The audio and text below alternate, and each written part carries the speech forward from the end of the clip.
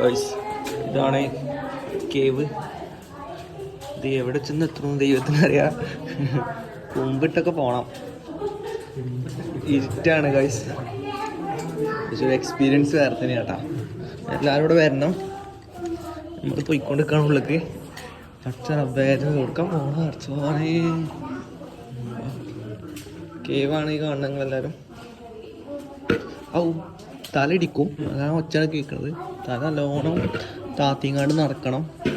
കണ്ടോ ടക്ക ടക്ക ടക്ക എല്ലാവരും തല തട്ടുന്നത്. ഔ കുമ്പിട്ട് കൈത്തിന് പെരുമേനേട്ടാ.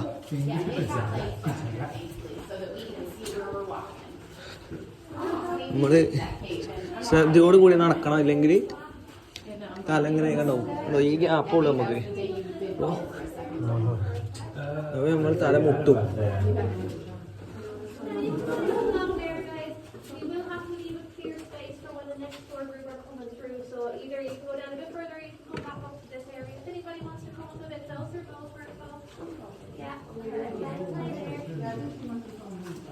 Now, that's perfect. Alrighty. Now, so the reason I stopped here, everybody, first of all, I would like to explain what all these marks are that you'll see along the passage walls. These were made by us when we opened this cave up to the public for the first time. We had to do a lot of excavation down here.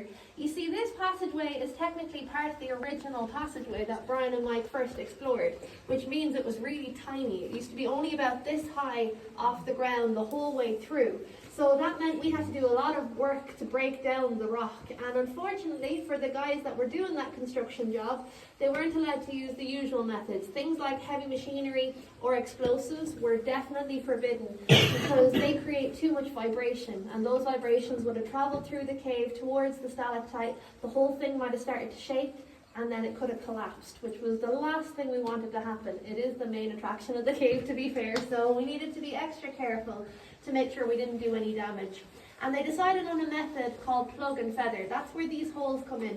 They were only allowed to make 6 of these drill holes every day, but what they did was they made them quite close together in a small cluster, and then they plugged that hole with compressed air. Now that would have built up pressure in the rock, you see. All that air would have kept pushing in until the rock started to build up in pressure, and it would have started to slowly force apart, until eventually a section would have just broken away and it would have split along where the holes were. But it was a very slow process. It took 1.5 years for us to tunnel through just 100 meters, so definitely a lot slower than it could have been. And thankfully by the time I started this job it was all finished, so I didn't have